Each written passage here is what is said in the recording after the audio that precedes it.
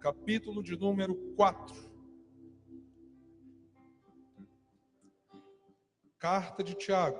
Aí no finalzinho da sua Bíblia, capítulo de número 4.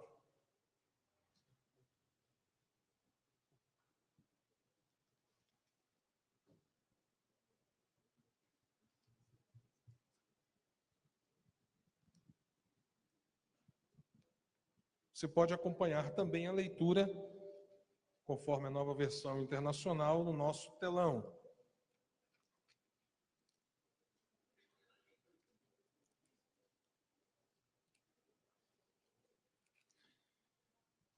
Estaremos lendo a partir do verso de número 13 até o verso de número 17.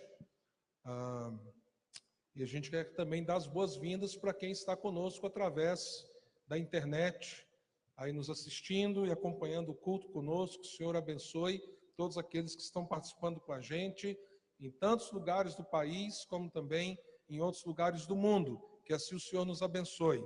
Eu queria pedir também aqueles que não têm, às vezes, alguma necessidade específica, tá bom? Para a gente estar se assentando, evitando lá a parede do fundo. Até brinquei com os diáconos, né? A gente mudou de igreja e a gente tem que mudar de alguns hábitos. Entre eles, o fundão. Aquela coisa de ficar lá no fundo, né? Desconectado, às vezes, do culto. Então, aqueles que, porventura, não tem um motivo específico para isso, vamos nos acomodando. Tiago, capítulo 4, versos 13 a 17. Ouçam agora, vocês que dizem, hoje ou amanhã iremos para esta ou aquela cidade, passaremos um ano ali, faremos negócios e ganharemos dinheiro. Vocês nem sabem o que lhes irá acontecer amanhã. Que é a sua vida? Vocês são como a neblina que aparece por um pouco de tempo e depois se dissipa. Ao invés disso, deveriam dizer, se o Senhor quiser, viveremos e faremos isto ou aquilo. Agora, porém, vocês se vangloriam das suas pretensões. Toda vanglória como essa é maligna. Pense nisto, pois quem sabe o que deve fazer o bem e não faz, comete pecado. Como estará o mundo daqui 100 anos? Caso Jesus não volte até lá, evidentemente. Como o mundo estará? Bom, eu não tenho muita ideia, mas achei muito interessante o que aconteceu em relação ao resgate de uma exposição de artes que aconteceu em 1889, ou seja, finalzinho do século XVIII, virada para o século XIX, em que lá na França se pediu a vários artistas franceses para que elaborassem o que seria o mundo por volta dos anos 2000. Então eles foram chamados para pensarem nisso e fazerem imagens, caricaturas, do que eles imaginavam que seria o mundo. Boa parte dessa coleção se perdeu. Porém, aquilo que foi a obra de Jean Cocteau, né? Todo Jean é gente fina, né?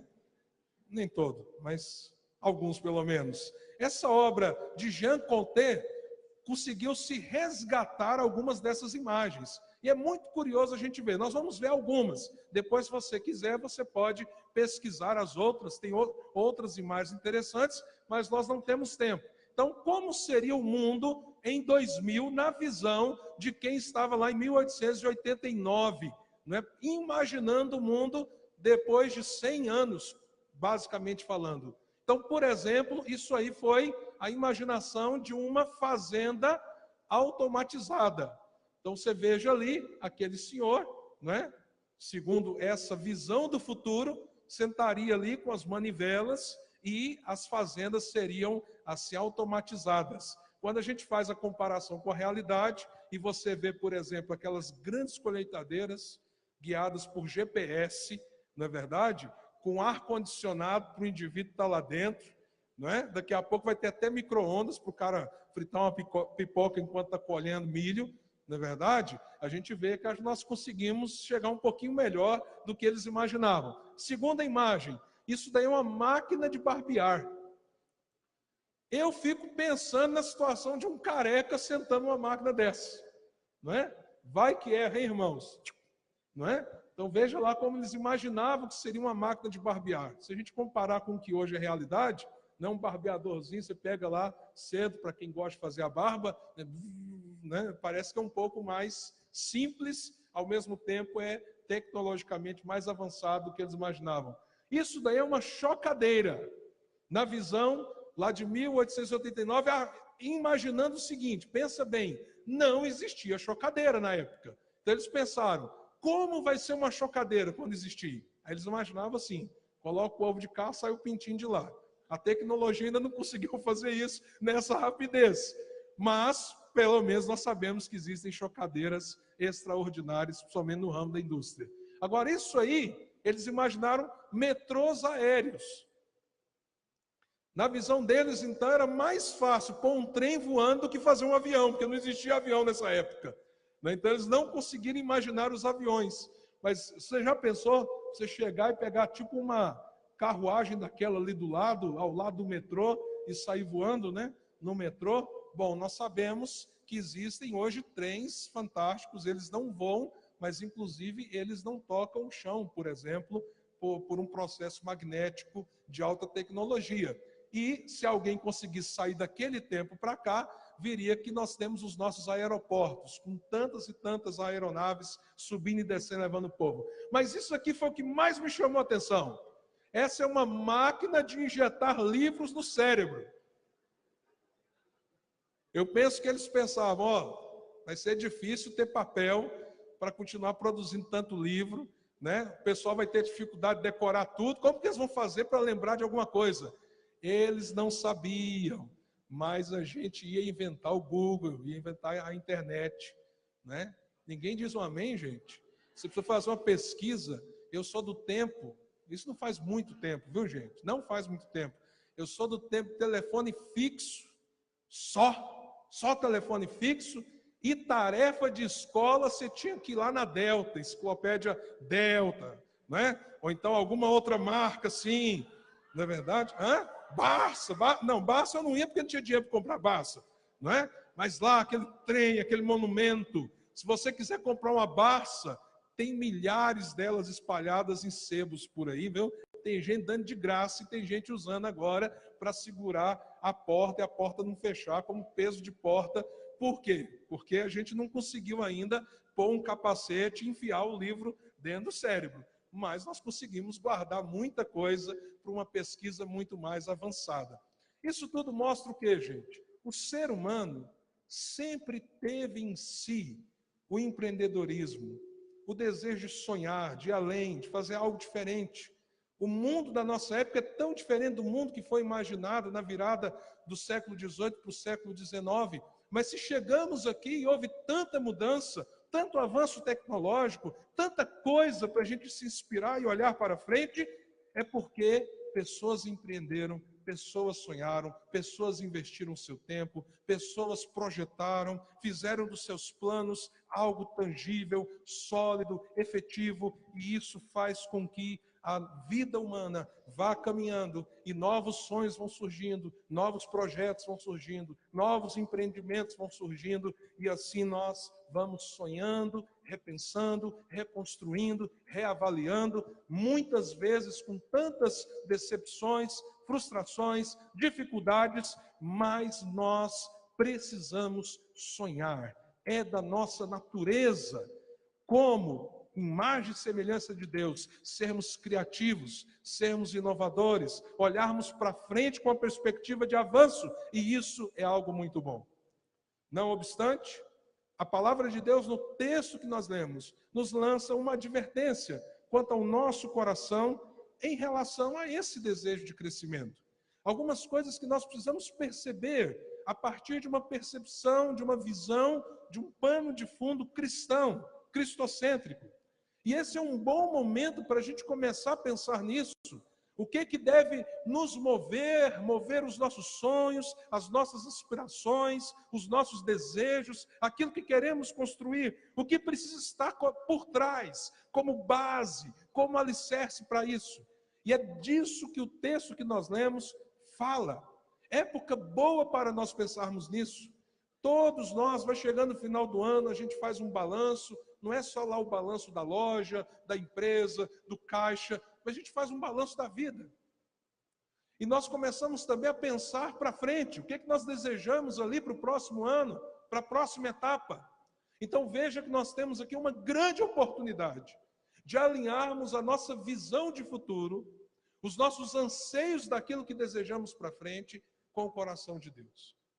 Quais são então as advertências que Tiago, que foi irmão de Jesus, filho de Maria, presbítero da igreja de Jerusalém, um dos grandes líderes da igreja primitiva, o que Tiago está nos advertindo quando nós então vemos esse desejo de crescer, empreender, ir à frente, mas também corremos alguns riscos? Então nós descobrimos algumas advertências nesse texto. A primeira advertência é sobre a incerteza da vida. Tiago nos alerta: olha, cuidado se você diz, eu vou fazer, eu vou construir, eu vou melhorar ano que vem, eu vou levar aquele projeto adiante que eu tinha, eu vou retomar tal sonho que eu perdi no meio do caminho, sem considerar que do ponto de vista humano, nós não temos controle do futuro. Por isso que no texto, Tiago então nos diz assim: vocês dizem que vão fazer isso amanhã, mas o que vai acontecer amanhã? Precisamos reconhecer, é necessário sonhar, é necessário aquecer a alma olhando para frente, é necessário ter o desejo do avanço, mas isso não pode ignorar o fato de que nós não estamos no controle. Nós não controlamos o nosso tempo, nós não controlamos as nossas circunstâncias, e qualquer um de nós pode ser pego de surpresa por uma situação que você nunca imaginou viver, ou pela abreviação de uma circunstância que você não gostaria que acontecesse. Isso deveria gerar em nós, à medida que nós sonhamos para frente, mas deveria gerar em nós uma percepção clara da nossa limitação, de como, para nós, o futuro é uma coisa incerta. A pergunta é: o futuro é algo incerto para Deus? Evidentemente que não. Deus está acima do tempo, Deus está acima da história, Deus está acima de qualquer circunstância, porque para Ele nada lhe pega de surpresa. Mas eu e você, nós não somos como Deus. O tempo é um fator que nós não controlamos. E às vezes as coisas que vêm com o tempo, que nós também não conseguimos controlar. Uma segunda advertência de Tiago é a brevidade da vida. Por isso ele diz categoricamente no texto que lemos: vocês são como uma neblina que vem e se dissipa. Vocês deveriam, ao sonhar com o futuro, lembrar que a vida é muito breve. E meus amados irmãos, qual de nós que já atravessou a casa dos 30 para os 40 pelo menos, já não tem consciência disso? Eu creio que a maioria de nós percebe o quanto a vida vai, e vai, e vai, e vai, e vai. Parece que ontem éramos crianças, antes de ontem éramos adolescentes, e de repente acordamos, estamos na vida adulta. Alguns já estão na meia-idade, alguns já estão como pessoas de idade avançada, e a vida percorre o seu fluxo, e quando a gente abre o olho, a gente percebe, é isso mesmo, nós somos como neblina. Então nós precisamos considerar a incerteza da vida, bem como a sua brevidade. E aí, Tiago fala de um tipo de soberba, no verso 16, quando ele diz que tal soberba é perigosa. Que soberba é essa? De achar que nós não temos limites. Isso tudo é muito poético. Por exemplo, o canal famoso de esportes no Brasil, que passa nas TVs pagas, ele tem o seguinte slogan: somos todos campeões. Somos todos campeões. Um outro canal que só passa gente bonita, gente jovem, os caras pulando no gelo, em cima de uma tábuazinha desse tamanho que eu não sei falar o nome, não é? Outros voando, outros brincando, não é? Diríamos no mar, surfando e assim por diante. Nesse canal, de vez em quando, você vai ouvir mais ou menos assim: não há limites, não há limites. Por trás da ideia, todos nós somos campeões, ou seja, todos nós subimos no topo e permanecemos lá. Por trás da ideia, não há limite para você, está uma soberba do coração humano profundamente perigosa. Porque se você não considerar que a vida é o contrário, há muitos limites. E nem todos, à luz do que a Bíblia diz, nem todos, à luz do que a palavra nos manifesta, terão o sucesso que o mundo oferece e diz que vai te propiciar. O sucesso do mundo não é para todos. E louvado seja Deus por isso, porque se é para alguns apenas, e geralmente costuma destruir os seus corações, imagina como seria a soberba humana se todos conseguissem tudo o que querem. Vivemos num mundo, numa realidade em que há limites, há frustrações, há situações projetadas que nós não alcançamos e nós temos que ser capazes de nos redesenhar, de nos reprojetar, de nos reconfigurar e aprender a lidar com os limites impostos ao nosso redor. Meus amados irmãos, pelo fato de ter tido uma quantidade na nossa cultura atual significativa de filhos, eu observo muito aquilo que eu ouço dos pediatras. Pediatras eles podem nos dar grandes dicas sobre a criação dos nossos filhos. E recentemente eu ouvi uma situação alarmante levantada por uma pediatra. Os pais não permitem os filhos se frustrarem. Os pais ensinam os filhos como se os filhos tivessem superpoderes. Fica tranquilo, meu filho.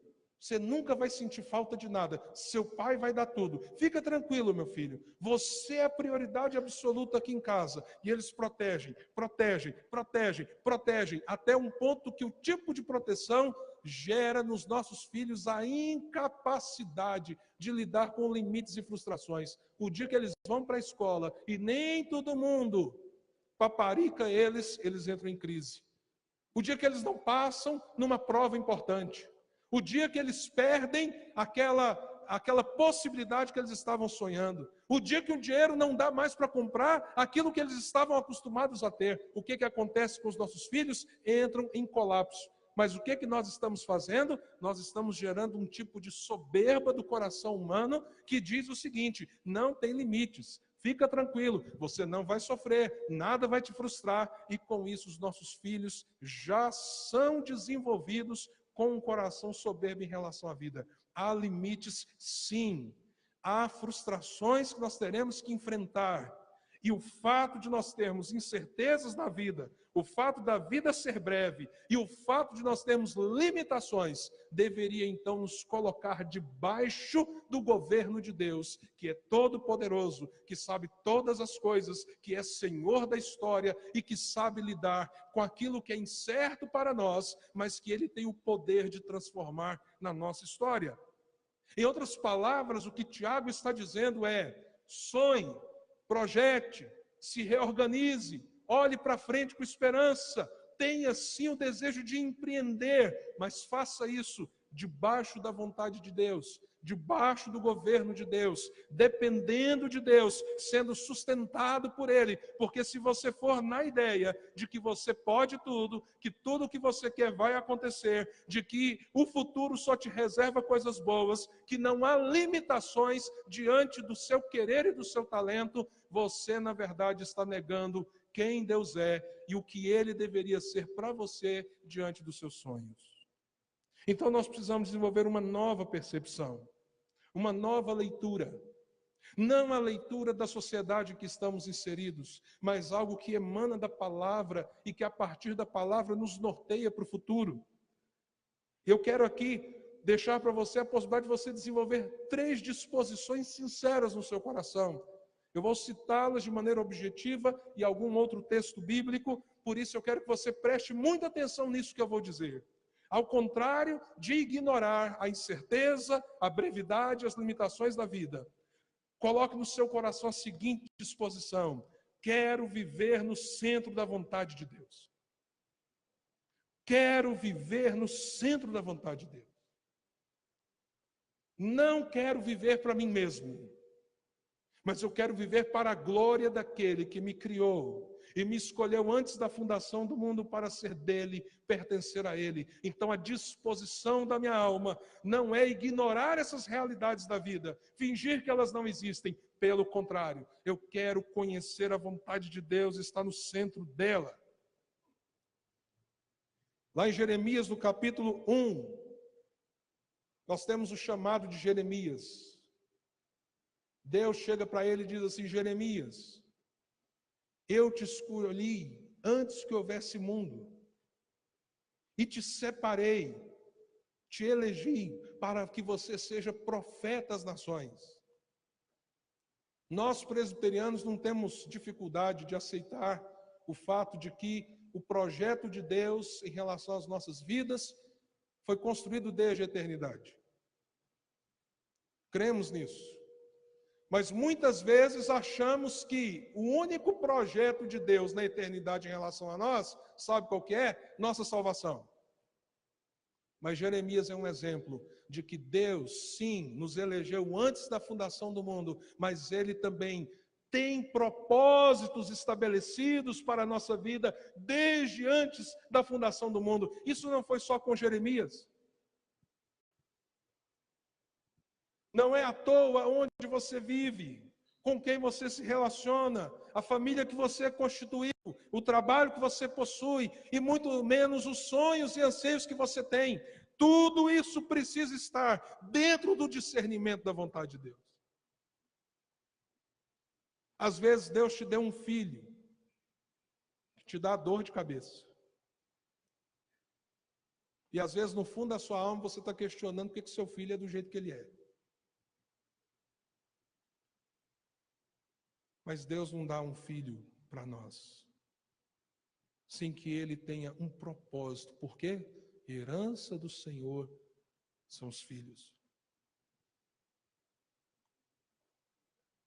A questão não é se o seu filho é difícil ou sua filha, se tem te dado muita dor de cabeça ou não. A questão é como você responde ao propósito de Deus no fato dele ter te dado aquela criança. Aquela criança, que às vezes hoje pode ser até um adulto, um adolescente, eu não sei.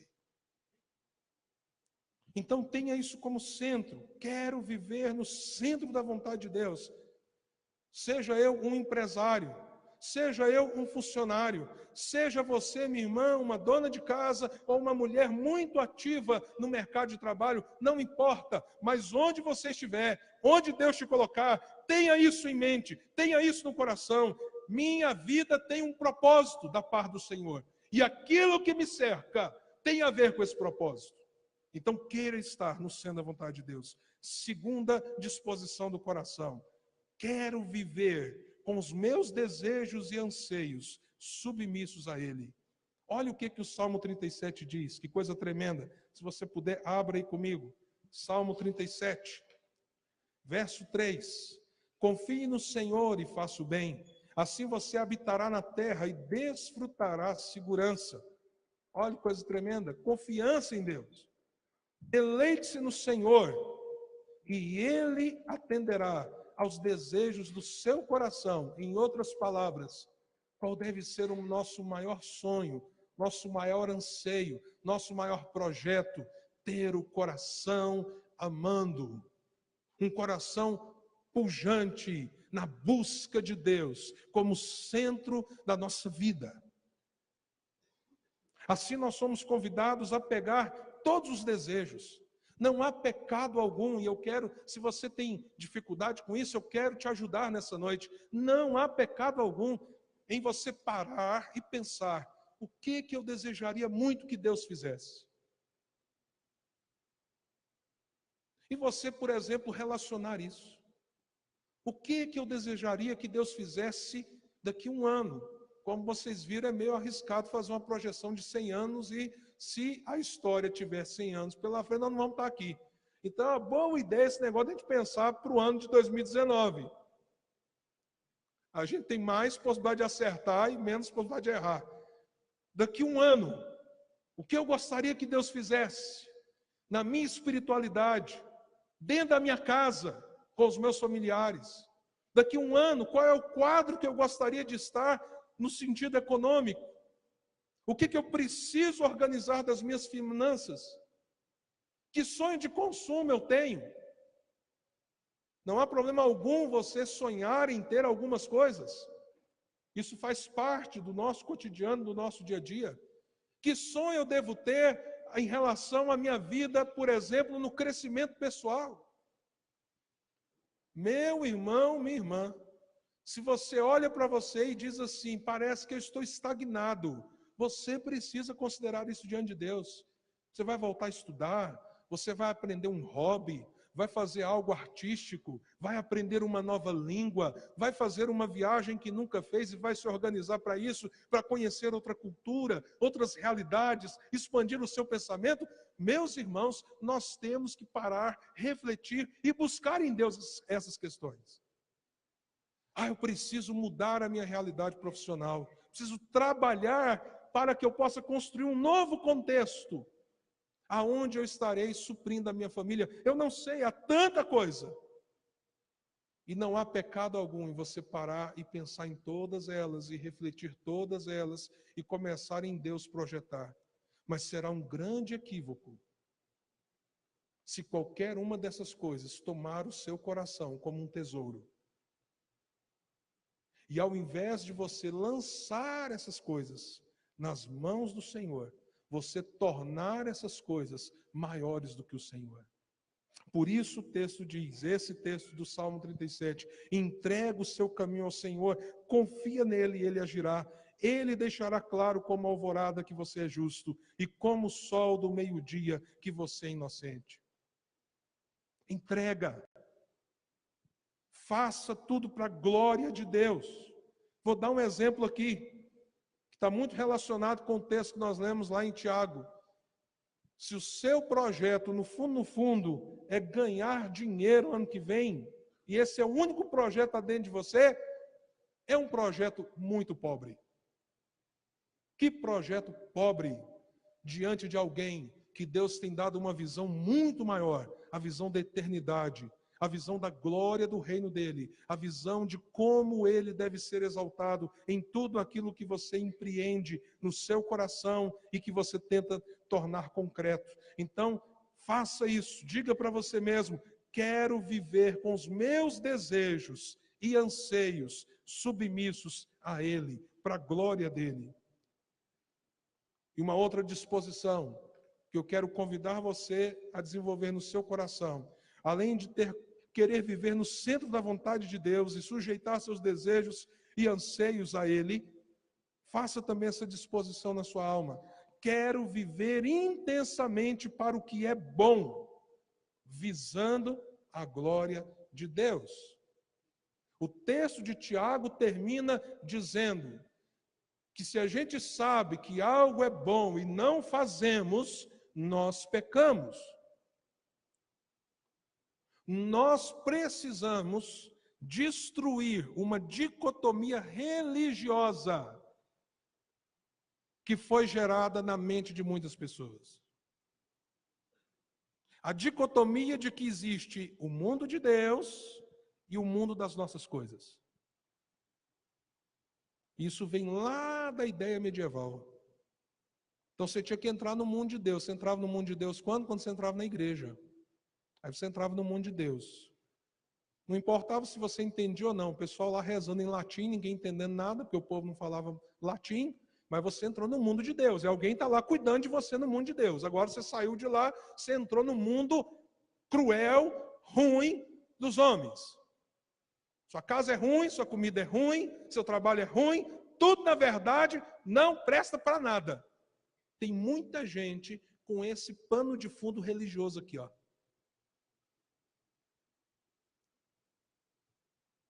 Mas a reforma implodiu com essa ideia, porque ela não é bíblica. Certa vez, vamos lembrar que naquela época existiam artesãos, não existia, né, as indústrias como existem hoje. Então, certa vez, um artesão chegou para Lutero e falou assim para Lutero: mas Lutero, como eu posso servir a Deus se eu faço sapatos? Tem muita gente pensando assim: ah, eu queria ser igual o pastor DJ, pastor Rony, né? Aí eles servem a Deus porque eles são pastores. Fazer o quê, né? Mas eu não tenho esse chamado, então Deus me chamou para quê? Acho que a resposta de Lutero pode te ajudar. Sabe como ele respondeu ao sapateiro? Ele respondeu assim: sirva ao Senhor, fazendo o melhor sapato que você puder, para a glória de Deus.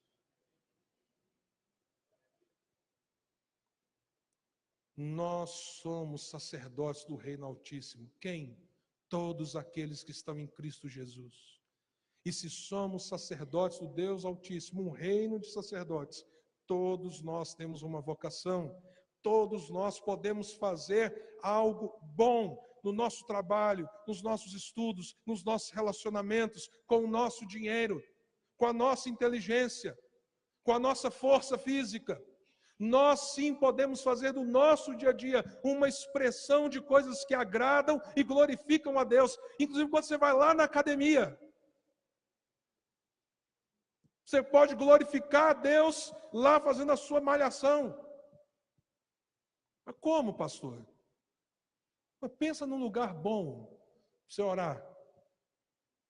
Você aumenta o peso, põe as mãos e fala: agora vai, Senhor, em nome de Jesus. Esse Senhor, eu estou virando um Sansão. O que é isso? Glorificar a Deus, fazendo uma boa refeição. Você não consegue perceber isso? Olha, hoje eu vou fazer uma comida aqui em casa para a gente. E você despeja o seu amor naquela comidinha gostosa, que a família senta e curte, e aí se aproveita e fala para todo mundo assim: nada de celular na mesa, porque hoje vamos fazer uma coisa boa, vamos conversar. Pergunta: isso glorifica ou não glorifica a Deus? Vocês estão com dúvida ainda? Portanto, quer comais, ou façais o que, gente? Alguma coisa, desculpa, não é alguma. Qualquer coisa, façam tudo para a glória de Deus. Tem uns irmãos e irmãs que vão glorificar a Deus na intimidade do quarto. Que isso, pastor? Sim, irmãos, vamos colocar vida naquele quarto lá, pôr a coisa para ser alegre. Os irmãos estão me entendendo? Ai, Deus é glorificado, pastor, mas é porque a maçã lá do Éden. Maçã, você já leu isso na Bíblia? Tem gente que pensa até hoje o seguinte: o pecado lá no paraíso foi o sexo. Deixa eu dizer uma coisa para você. Pode ter sido a falta de sexo, porque Deus criou Adão e Eva para serem marido e mulher. Até o ato sexual, meus amados irmãos, precisa ser para a glória de Deus, dentro do casamento, numa aliança debaixo do Senhor, e naquele clima gostoso do seu quarto, lá com o seu cônjuge, é bênção, é coisa boa. Posso ouvir um aleluia, gente? Amém. Pastor, eu sou jovem, não casei ainda, é bom mesmo? É, mas espera, não chegou a hora, para você não vai ser bom não. Não está na hora? Pastor, então vou ter que casar cedo. Isso aí a gente discute. Alguns passos práticos para a gente terminar nessa noite. Então, faça uma sondagem do seu coração quanto aos seus desejos. Sonhe, olhe para frente, empreenda. Mas antes, sonde. Quais são os grandes desejos que estão no seu coração? Eu fiz uma ferramentazinha muito simples. Quem está aí com o boletim? Levanta aí, por favor. Dentro do boletim tem uma folha, que é o Estude Candeias. Atrás da folha está escrito aí assim, ó, disposições do coração para 2019. Eu quero estimular você a literalmente parar, escrever para orar. Que disposições espirituais, que disposições familiares, que disposições financeiras e profissionais, quais as disposições, por exemplo, no meu cuidado físico, nos meus outros projetos de vida, ou seja, o que eu quero pôr diante de Deus. Faça isso. E se alguém não tem a folha, porque não recebeu o boletim, pode pegar lá na saída, vou pedir até para o Ministério de Recepção já ficar com o material lá na mão. Leve uma folha dessa, anote, ponha isso no papel. Segundo, apresente-os com sinceridade diante de Deus e aberto a ouvir o que Deus tem a falar a você. Nós queremos ajudar você nessa caminhada. Nós vamos ter uma semana de oração aqui na igreja. Dia 30 é domingo, tem o culto. Dia 31 tem a vigília da virada, às 10 horas da noite. Em nome de Jesus, vamos conseguir estar com a cozinha pronta para a gente dar conta de fazer a nossa ceia de virada de ano. Amém, irmãos?